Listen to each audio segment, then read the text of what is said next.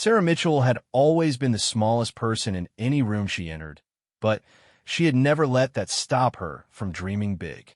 At 5 feet 2 inches and barely weighing 110 pounds, she looked more like a high school student than a soldier preparing to enter one of the military's most grueling training programs. The other recruits at Fort Benning towered over her, their muscled frames casting long shadows that seemed to swallow her whole.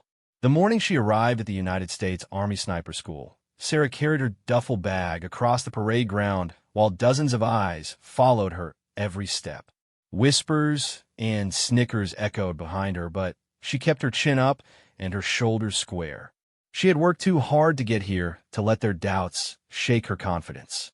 Staff Sergeant Rodriguez, the lead instructor, stood at attention as the new class assembled.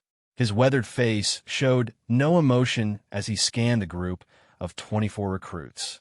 When his gaze landed on Sarah, it lingered for a moment longer than the others. She could see the question mark forming in his expression. "Welcome to hell, soldiers," Rodriguez barked, his voice carrying across the training ground. "For the next 8 weeks, you will be pushed to your absolute limits. Most of you will fail. Some of you will quit. And a few of you might actually become snipers." The first week was designed to weed out the weak. Physical training began before dawn with 5-mile runs through the Georgia pine forests. Sarah's legs burned as she struggled to keep pace with the larger men around her. Her lungs felt like they were on fire, but she refused to fall behind. When the group stopped for water breaks, she remained standing while others bent over, gasping for air. Private Johnson, a 6'4" former football player from Texas, made no effort to hide his amusement at Sarah's presence. "Hey, Tiny," he called out during their first break. "You sure you signed up for the right program? I think the cooking school is down the road." Laughter rippled through the group. Sarah met Johnson's gaze without flinching.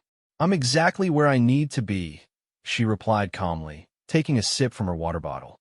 The marksmanship training began on their third day. Each recruit was assigned a standard-issue rifle and taken to the shooting range. Sarah had grown up on a farm in Montana, where her grandfather had taught her to hunt deer and elk in the rugged mountain terrain. She understood the weight of a weapon in her hands and the responsibility that came with every shot. But the military's approach to marksmanship was different from hunting. The instructors demanded absolute precision at distances that would have seemed impossible to most civilian shooters. Sarah watched as her fellow recruits struggled with shots at 400 yards, their bullets striking dirt and missing targets entirely. When her turn came, Sarah approached the firing line with quiet confidence. She adjusted the rifle's position against her shoulder, accounting for her smaller frame. The instructors had noticed that the standard equipment didn't fit her properly, but they offered no accommodations. She would have to adapt or fail. The first shot rang out across the range. Sarah's bullet struck the target dead center. The second shot followed immediately, punching through the same hole. By her fifth shot, even the instructors were paying attention. "Not bad for a beginner," Sergeant Martinez commented, lowering his binoculars. "But let's see how she handles pressure." The pressure came in many forms. Late-night exercises where exhausted recruits had to maintain accuracy while fighting off sleep deprivation. Obstacle courses that required them to shoot immediately after completing physically demanding tasks. Simulated combat scenarios where they had to make split-second decisions while bullets cracked overhead. Sarah excelled in every challenge. Her small size, which had initially seemed like a disadvantage, became her greatest asset. She could slip through tight spaces that larger soldiers couldn't navigate. Her lower center of gravity made her more stable in uncomfortable shooting positions. And her farm upbringing had taught her patience and the ability to remain motionless for hours at a time. Despite her obvious skills, the mockery continued. During mealtimes, conversations would stop when she approached tables full of male recruits. They would exchange glances and smirk, making it clear that they still viewed her as an outsider who didn't belong in their world. "She's good at the easy stuff," Private Thompson whispered loudly enough for Sarah to hear. "But wait until the real training starts. She'll wash out like all the others." The real training Thompson referenced was the advanced fieldwork phase, where recruits would be tested on their ability to operate independently in hostile territory. They would need to demonstrate not just shooting skills, but also camouflage, navigation, intelligence gathering, and survival techniques. Sarah threw herself into studying the manual materials with the same intensity she brought to everything else. Late into the night, while her fellow recruits played cards or wrote letters home, she memorized range estimation techniques and wind calculation formulas. She practiced not tying until her fingers could work by muscle memory alone. The first major field exercise took place in the Chattahoochee National Forest. Each recruit was given a target location 15 miles away and told to reach it undetected within 24 hours. Once there, they would need to set up a concealed position and wait for a simulated enemy patrol to pass through their sector. Sarah moved through the dense forest like a shadow. Her grandfather had taught her to read the landscape, to understand how animals moved through their territory, and to recognize the signs that revealed human presence. She avoided the obvious trails that other recruits would likely follow, instead choosing more difficult but safer routes through thick underbrush and steep terrain. When she reached her designated area, Sarah spent 3 hours selecting the perfect position. She found a fallen log that provided natural cover while offering clear sight lines to the target zone. Using branches and dirt, she constructed a hide that would be nearly invisible from more than a few feet away. The waiting began just after midnight. For 16 hours, Sarah remained motionless in her position, controlling her breathing and fighting off cramps in her muscles. She watched the forest come alive with the morning light, cataloging every movement and sound around her. At 4 in the afternoon, the simulated enemy patrol finally appeared. Sarah tracked them through her scope, noting their equipment, their patrol pattern, and identifying the leader based on the subtle differences in their behavior. When the exercise ended, she had recorded more detailed intelligence than any other recruit in her class. But even perfect performance couldn't stop the whispered comments and sideways glances. During the debrief, several recruits questioned whether Sarah's success had been due to luck rather than skill. Staff Sergeant Rodriguez defended her performance, but she could see the doubt in some of the instructors' eyes as well. The breaking point came during week 6 of training. The class had been reduced from 24 recruits to 16, with 8 soldiers washing out due to poor performance or voluntary withdrawal.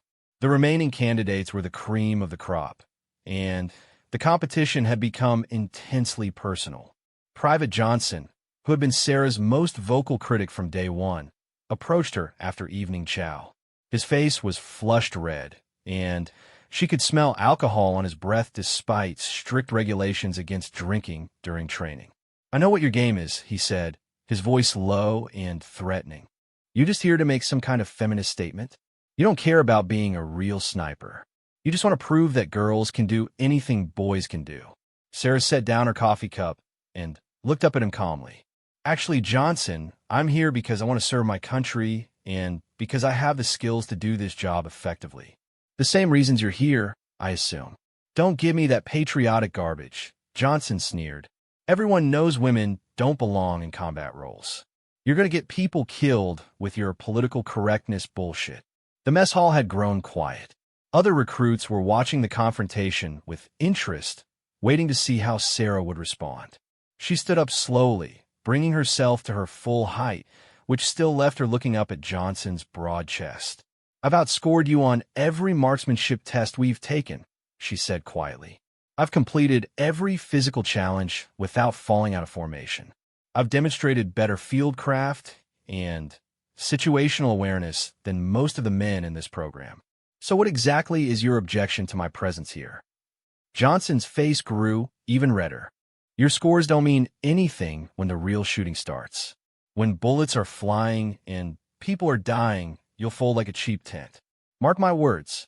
Sarah felt anger building in her chest, but she kept her voice level and professional.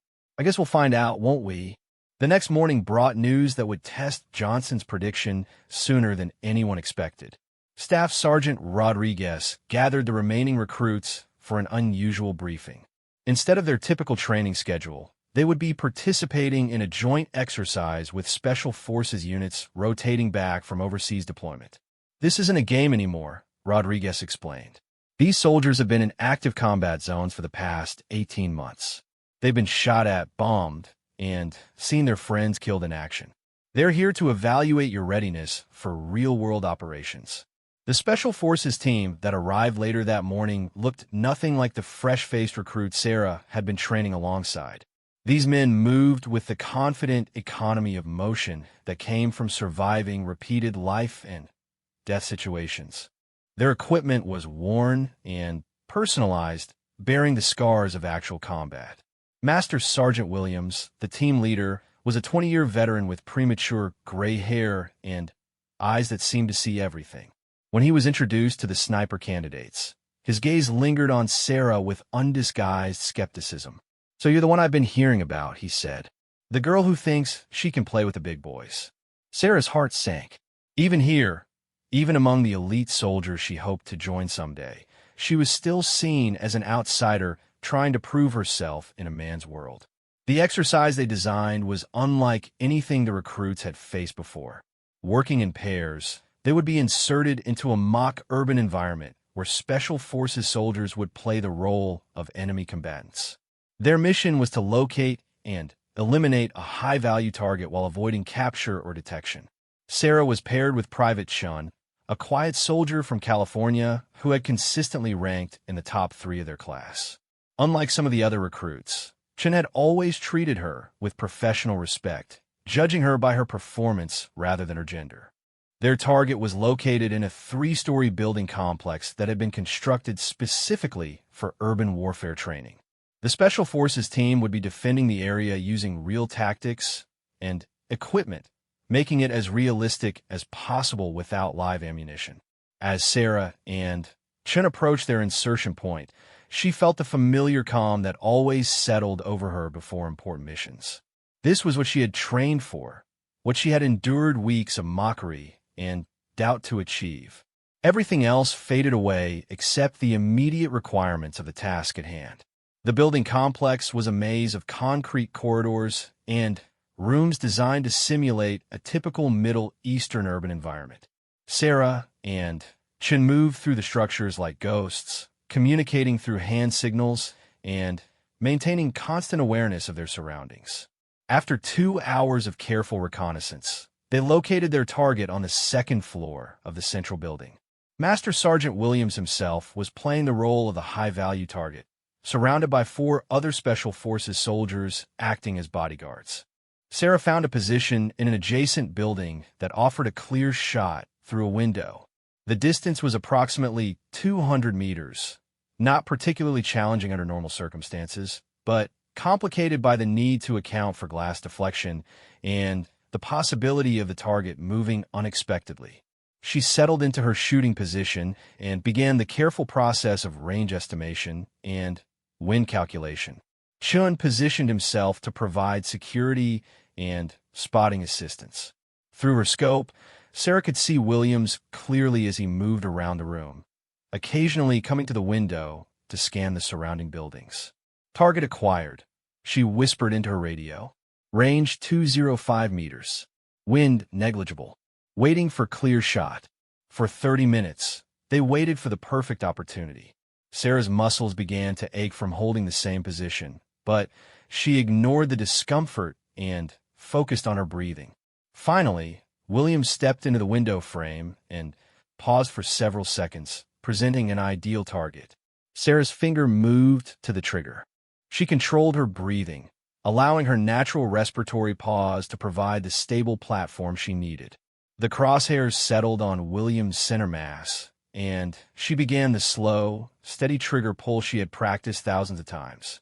The simulated gunshot echoed through the training complex.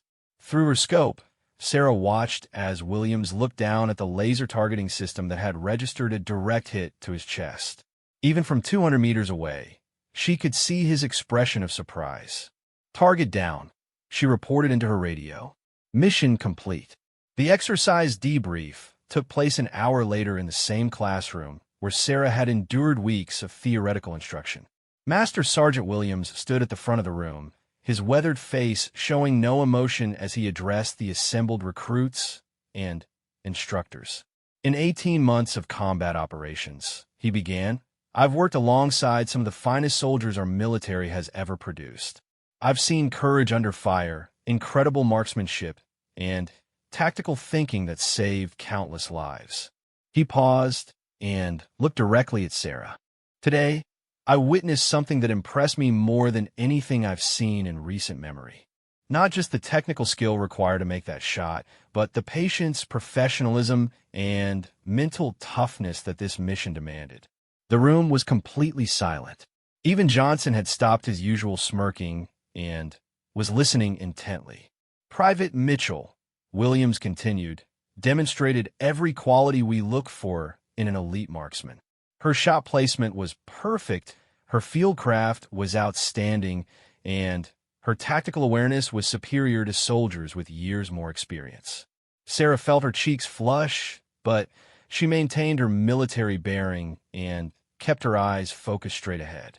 However, Williams said, and Sarah's heart skipped a beat, I understand there have been questions about whether she belongs in this program. Questions about whether her success today was representative of her true capabilities or just a fortunate outcome. The Master Sergeant walked over to the equipment table where Sarah's rifle lay alongside the other weapons used during the exercise. He picked up her rifle and examined it closely, running his fingers along the stock and barrel. This is a standard issue M24, he said, holding the weapon up for everyone to see. Same rifle issued to every sniper candidate in this program. Same scope, same ammunition, same everything. He turned the rifle over in his hands, and Sarah noticed his expression change slightly. Something had caught his attention. Except for one thing, Williams said, his voice taking on a different tone. There are engravings on this rifle that I've never seen before. Sarah's blood went cold. She had hoped that the markings on her rifle would go unnoticed, that she could complete the program without anyone discovering the truth about her weapon's history. But now, with everyone in the room watching, her secret was about to be revealed. Williams set the rifle down on the table and looked at Sarah with new interest. Private Mitchell, would you care to explain these markings to the class? Sarah stood up slowly, her mind racing. She had known this moment would come eventually, but she had hoped it would be later, after she had proven herself beyond any doubt.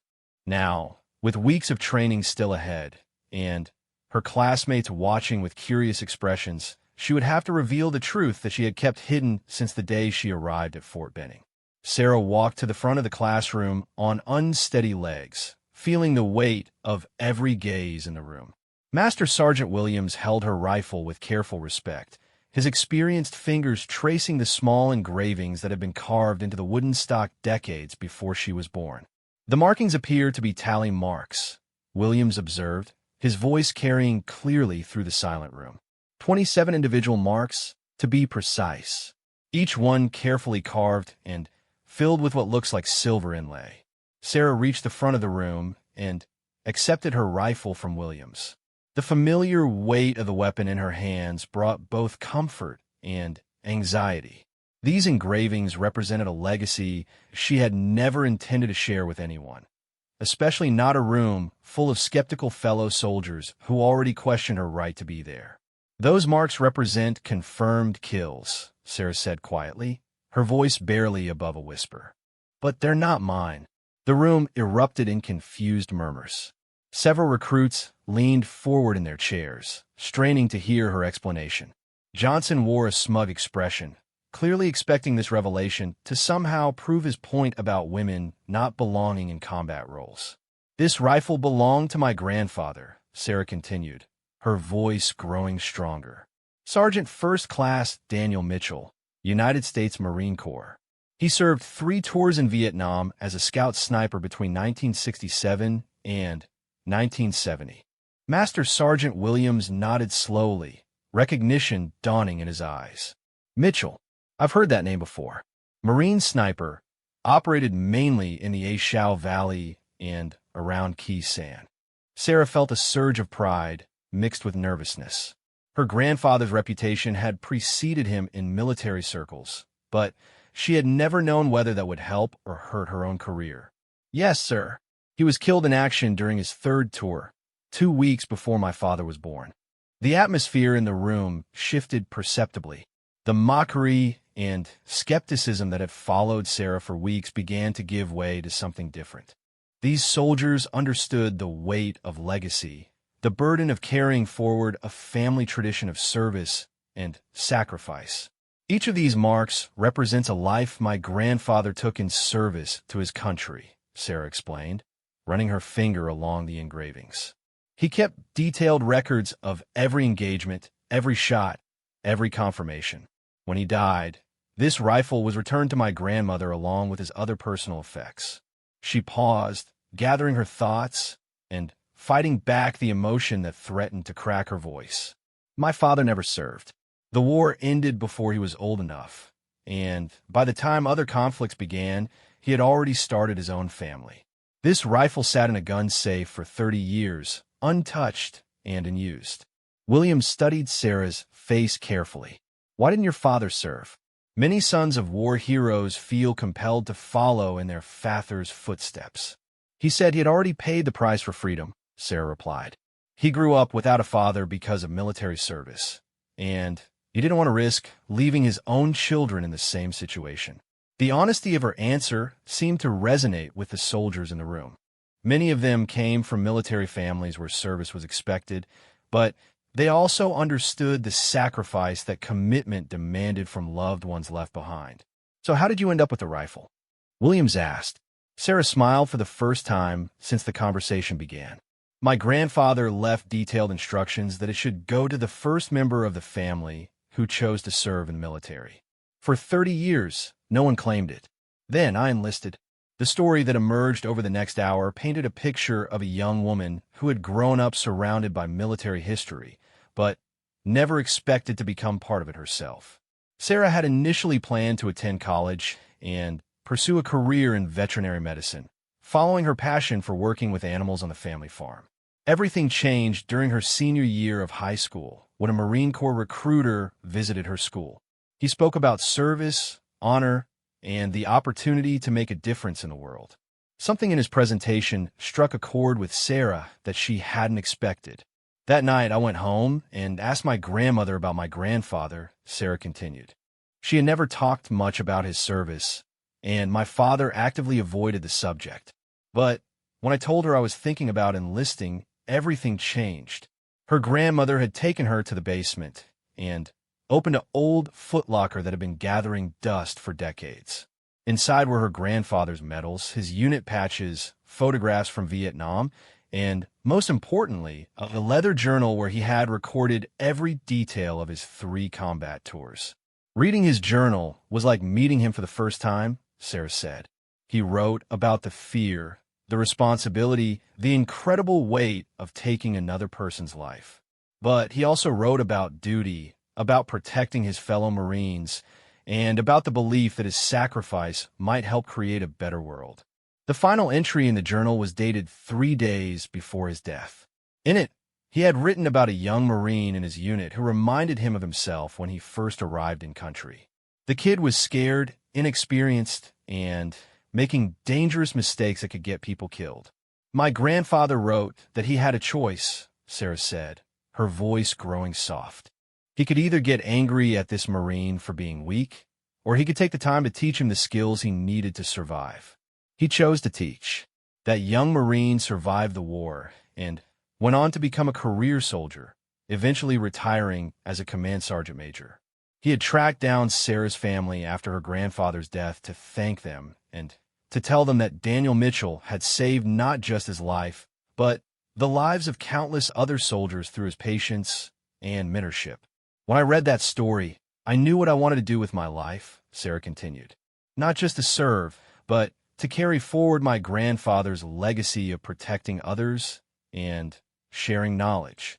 Master Sergeant Williams had been listening with the focused attention of someone who understood the weight of military tradition. And the rifle? My grandmother gave it to me the day I left for basic training, Sarah said. She said it was time for it to serve again, to protect American lives instead of gathering dust in a closet. She had never intended to bring the rifle to sniper school. Military regulations require the use of standardized equipment for training purposes, and Sarah had assumed she would be issued a rifle like everyone else. But when she arrived at Fort Benning, a clerical error had resulted in one too few rifles being available for the incoming class. The armorer noticed the case I was carrying and asked to see the rifle, Sarah explained. When he saw the serial numbers and the modifications my grandfather had made, he said it was in better condition than anything in the regular inventory.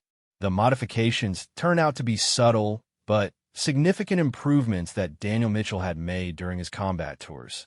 He had adjusted the trigger mechanism for a cleaner break, modified the stock for better fit and stability, and had the barrel recrowned by a master gunsmith during his leave between tours. Your grandfather knew his craft, Williams observed, examining the rifle more closely. These modifications are exactly what a professional would do to optimize accuracy and reliability. Sarah nodded. He was completely self-taught. Grew up hunting in the mountains of Montana, same as I did. But he studied ballistics and precision shooting like it was a college course. His journal includes pages of calculations, weather data, and detailed analysis of every shot he took. The journal had become Sarah's most treasured possession. During the long nights of sniper school, when exhaustion and doubt threatened to overwhelm her, she would read her grandfather's accounts of similar struggles and find the strength to continue. He wrote about being the smallest person in his unit, Sarah said, unconsciously echoing her own experience. About fellow Marines who questioned whether he had the physical strength to handle the demands of combat. About proving himself through performance rather than words. The parallels between grandfather and granddaughter were impossible to ignore. Both had entered military service as outsiders. Both had faced skepticism about their suitability for elite roles, and both had possessed the quiet determination to let their actions speak louder than their critics. There's something else, Sarah said, her voice dropping to barely above a whisper. Something I've never told anyone. She turned the rifle over and pointed to a small inscription carved into the wood beneath the main group of tally marks. The lettering was so small and weathered that it was barely visible, but Williams leaned in close to read it. For my granddaughter, who will carry this forward, he read aloud. Dated 1970. The room fell into complete silence. Sarah felt tears building in her eyes as she explained the final piece of her family's story. My grandfather knew he wasn't coming home, she said. The last letters he sent to my grandmother mentioned dreams he had been having, premonitions about his own death. He asked her to make sure this rifle went to his granddaughter, even though my father hadn't even been born yet. The inscription had been carved during his final leave, just before deploying for his third and final tour. He had somehow known that his legacy would be carried forward by a woman, decades before anyone could have imagined women serving in combat roles. He wrote in his journal about hoping that future generations would have opportunities that didn't exist in his time, Sarah continued. He believed that the best soldiers would serve regardless of gender, race, or background, and that artificial barriers would eventually fall away. Master Sergeant Williams stood quietly for a long moment, processing everything he had heard. When he finally spoke, his voice carried a respect that hadn't been there at the beginning of the conversation. Private Mitchell, I owe you an apology. When I first met you today, I made assumptions based on appearances rather than facts. That was unprofessional and unfair. Sarah straightened her shoulders and met his gaze directly. No apology necessary, sir. I understand the skepticism. I've been facing it since the day I arrived. Well, you won't be facing it anymore, Williams declared, turning to address the entire room. This rifle has been carried by a Marine sniper who gave his life in service to this country. It has been passed down through a family that understands the true cost of freedom. And now it's being carried by a soldier who has demonstrated the same skills, the same dedication, and the same commitment to excellence that made her grandfather a legend. He walked over to the equipment table and picked up a small device that Sarah recognized as a laser rangefinder. "I want to tell you about your shot today, Mitchell. The distance was actually 212 meters, not the 205 you called. The wind was gusting at 4 to 6 miles per hour from the northeast, which you correctly accounted for. And the target was moving, which you patiently waited to compensate for." Williams turned to face the other recruits, his expression serious. "That shot required every skill we've been teaching you for the past 6 weeks. Range estimation, wind calculation, target tracking, breath control, trigger discipline, and, most importantly, the mental toughness to wait for the right moment, even under pressure." He paused for effect. "I've seen combat veterans with years of experience miss easier shots under less stressful conditions." Private Johnson, who had been silent throughout Sarah's story, finally spoke up. "Sir, I need to say something." Williams nodded for him to continue.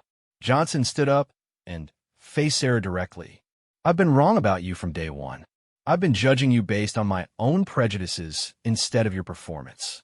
I apologize for that, and I want you to know that I respect what you've accomplished here." The apology clearly cost him something, and Sarah appreciated the effort it had taken for him to make it publicly. "Thank you, Johnson. I accept your apology, and I hope we can move forward as teammates." Other recruits began to speak up, offering their own apologies and expressions of respect. The atmosphere in the room had transformed completely from the mockery and skepticism that had dominated the first weeks of training. Staff Sergeant Rodriguez, who had remained silent during most of the conversation, finally stepped forward. "Private Mitchell, I have something to tell you as well. Your grandfather and I served together briefly in Vietnam. I was a young Marine on my first deployment, and he probably saved my life during a firefight near Nam." Sarah's eyes widened in surprise. "You knew him?" "I knew him well enough to recognize his shooting style in your performance today," Rodriguez replied. "The way you wait for the perfect shot, the way you control your breathing, even the way you hold the rifle. You learned from his journal, but some of that skill is just in your blood." The revelation added another layer to Sarah's connection with her grandfather. Through his journal and his rifle, he had been guiding her training in ways she hadn't even realized. But more than that, his reputation and his legacy had been opening doors for her even when she didn't know it. "There's one more thing," Rodriguez said, walking over to his desk and pulling out a manila folder. "I've been holding on to this for the right moment." He opened the folder and extracted a faded photograph showing 2 Marines in combat gear, their faces streaked with camouflage paint, and their eyes showing the 1,000-yard stare that came from extended combat operations. One of the Marines was recognizably a younger version of Rodriguez. The other looked exactly like Sarah would if she had been born male and 30 years earlier. "Your grandfather and me, 1969, Rodriguez said, handing her the photograph. "He talked about his family constantly, said he was fighting for the granddaughter he would never meet, but who would someday carry forward everything he believed in."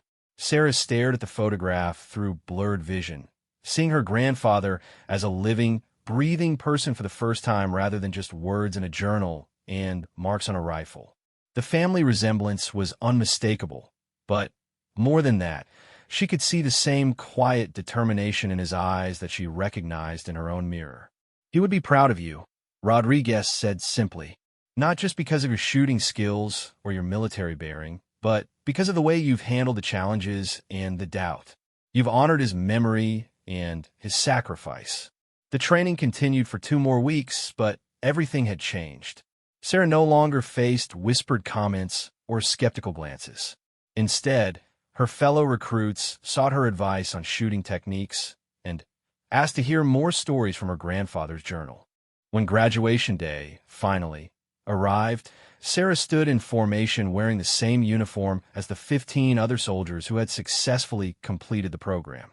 But she carried something extra, a rifle that connected her to a legacy of service stretching back through decades of American military history.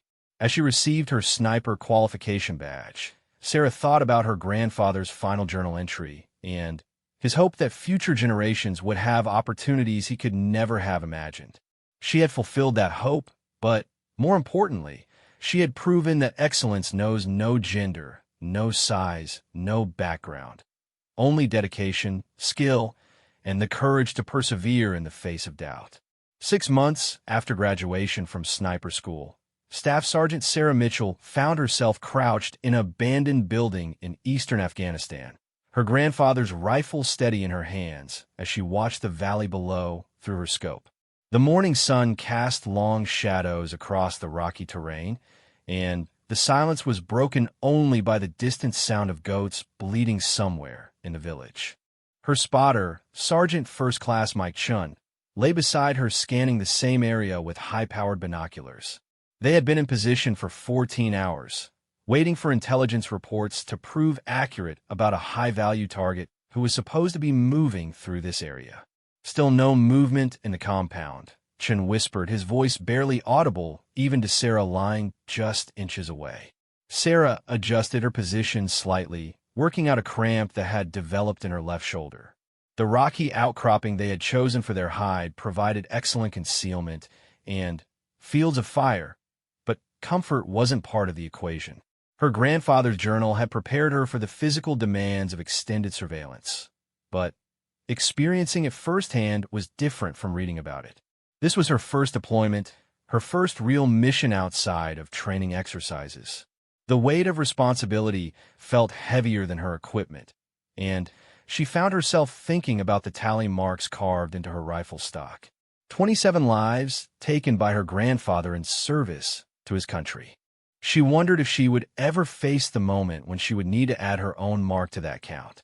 The mission had begun 3 weeks earlier with intelligence indicating that a Taliban commander responsible for coordinating attacks against coalition forces was planning to move through this region.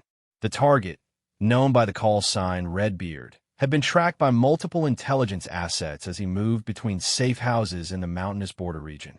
Sarah's unit had been tasked with interdicting his movement and either capturing or eliminating him before he could reach his destination. The mission required careful coordination between multiple elements, including ground forces, air support, and the sniper team that would provide overwatch and precision fires if needed.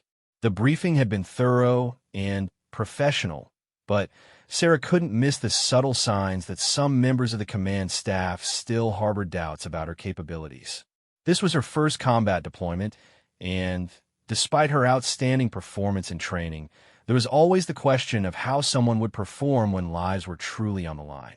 Captain Morrison, the company commander, had been direct in his assessment during the pre-mission briefing. "Mitchell, you've proven yourself in training, but this is different. Combat has a way of revealing things about people that they didn't know about themselves. I need to know that you'll be able to take the shot if it comes to that." Sarah had understood his concern. The transition from training to combat was a significant psychological hurdle that some soldiers never successfully navigated. Shooting at paper targets, or even realistic training scenarios, was fundamentally different from placing crosshairs on another human being and making the conscious decision to end their life. "Sir, I understand the gravity of what we're being asked to do," she had replied. "I'm prepared to take whatever action is necessary to complete the mission and protect American lives." Morrison had nodded, but remained skeptical. Sarah knew that her performance on this mission would either establish her credibility as a combat sniper or raise questions about the wisdom of placing women in frontline combat roles. The insertion had gone smoothly. Under cover of darkness, Sarah and Chun had been dropped off by helicopter several kilometers from their target area and had made their way to the observation point using night vision equipment and careful navigation. They had established their hide just before dawn and begun the long process of surveillance and waiting. The village below was typical of the region, a collection of mud brick buildings clustered around a central courtyard, with terraced fields climbing the hillsides and a small stream providing water for irrigation. Children played in the dusty streets while women carried water jugs and men tended to livestock. It looked peaceful and ordinary, giving no indication that it might become the site of a deadly confrontation. But Sarah had studied enough intelligence reports to know that appearances could be deceiving. This same village had been used as a way station by insurgent fighters for months, and local leaders were either sympathetic to the Taliban cause or too intimidated to resist their presence. Movement in Sector 3, Chen whispered, drawing Sarah's attention to the eastern edge of the village. Through her scope, Sarah could see a small group of men emerging from a building that intelligence had identified as a possible safe house. They moved with the purposeful confidence of people who knew they were protected, scanning their surroundings, but showing no signs of fear or concern. "Count 4 military-age males," Sarah reported into her radio. "No visible weapons, but moving in tactical formation." The command post acknowledged her report and instructed them to maintain surveillance. Other elements of the operation were still moving into position, and any action would need to be coordinated to prevent the target from escaping. For 2 hours, Sarah and Chun watched the village activity through their scopes. The normal pattern of daily life continued around them. Farmers working in fields, children playing games, merchants setting up small stands in the central market area. But the group of 4 men remained in the courtyard of the safe house, occasionally joined by others who arrived on motorcycles or on foot. "This could be it," Chin said quietly. "Timeline matches the intelligence estimate, and the security posture suggests they're waiting for someone important." Sarah felt her heart rate increase slightly, but controlled her breathing to maintain steady aim. Her grandfather's journal had described this feeling, the heightened awareness and nervous energy that preceded significant action. He had written about the importance of staying calm and focused despite the adrenaline coursing through his system. At 11:30 in the morning, everything changed. A convoy of 3 vehicles approached the village from the north, moving fast and kicking up clouds of dust that were visible from several kilometers away. Sarah tracked them through her scope as they navigated the winding mountain road that led to the village center. "Convoy inbound," she reported. 3 vehicles, possibly 8 to 12 passengers total. The vehicles reached the village and drove directly to the safe house courtyard.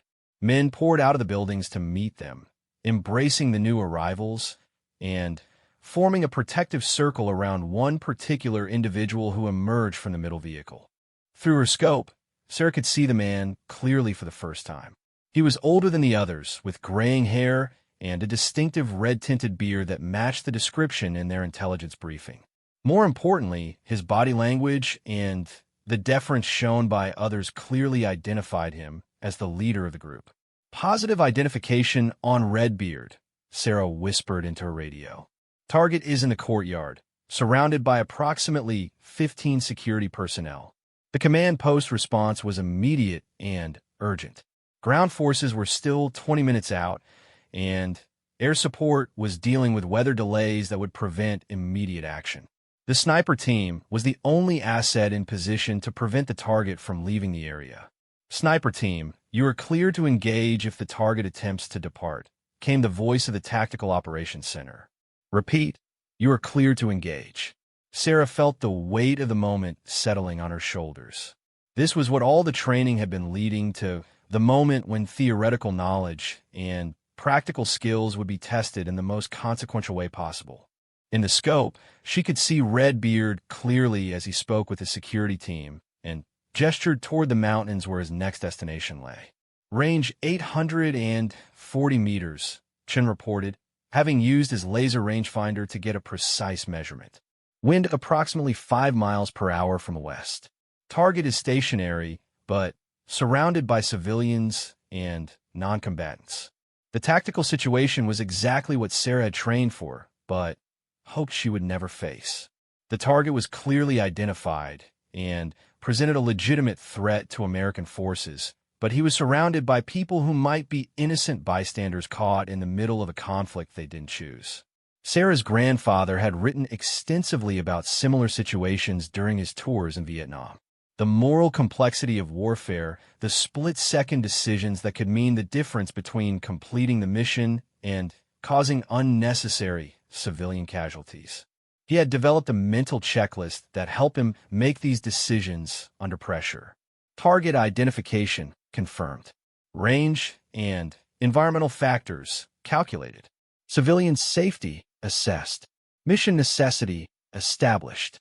Personal readiness, the only remaining question. Through her scope, Sarah watched as Redbeard concluded his meeting and began walking toward the vehicles. In less than a minute, he would be gone, escaping to continue coordinating attacks that would cost American and coalition lives. The window for action was closing rapidly. Target is moving to vehicles, Chen reported. Estimate 30 seconds before departure. Sarah's finger moved to the trigger as she settled into her final shooting position. Her breathing slowed to the controlled rhythm she had practiced thousands of times, and the crosshairs centered on Redbeard's torso as he walked across the courtyard. Everything her grandfather had taught her through his journal, everything she had learned during the brutal weeks of sniper school, every hour of practice and preparation, it all came down to this moment.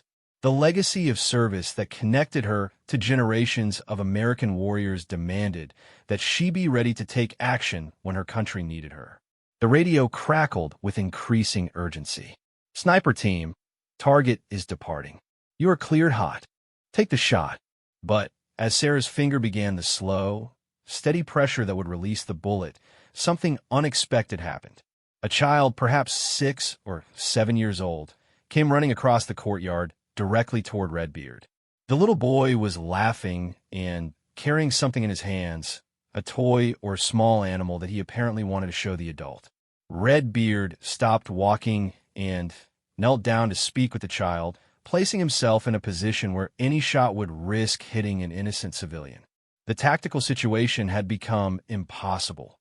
The target was presenting himself clearly, but the presence of the child made engagement too dangerous.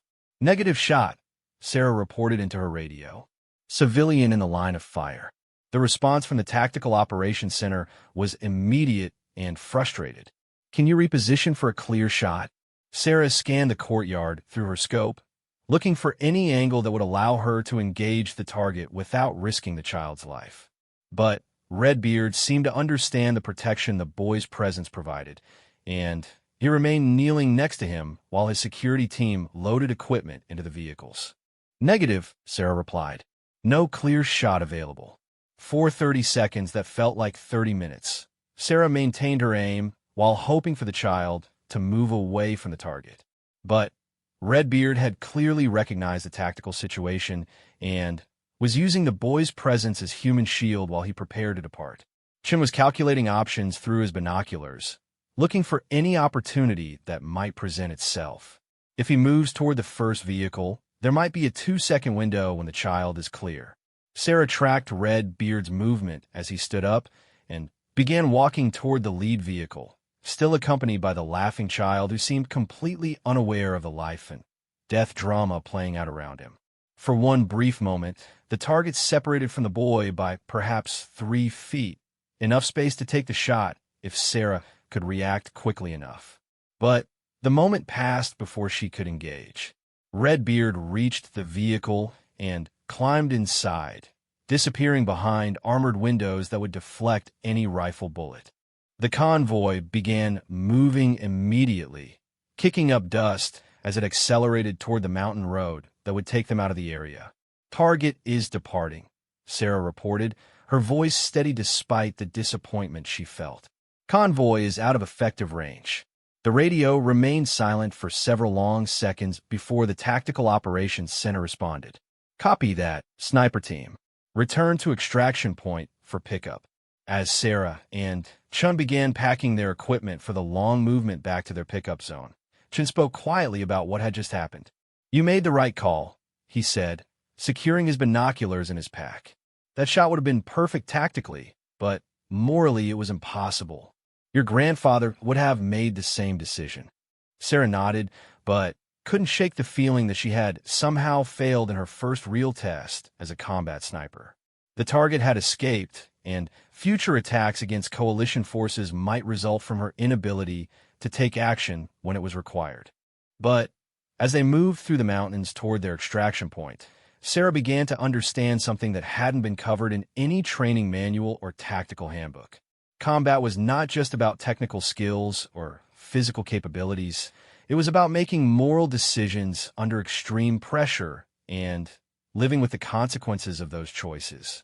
Her grandfather's journal had mentioned this reality, but hadn't fully prepared her for the emotional weight of choosing not to shoot when doing so might have completed the mission. The discipline required to hold fire was just as important as the skill needed to make a difficult shot. 3 weeks later, Sarah learned the full impact of her decision. Intelligence reports indicated that Redbeard had been killed in a drone strike just 2 days after escaping from her sector. The delay had allowed coalition forces to track him to a more isolated location where he could be eliminated without risk to civilian lives.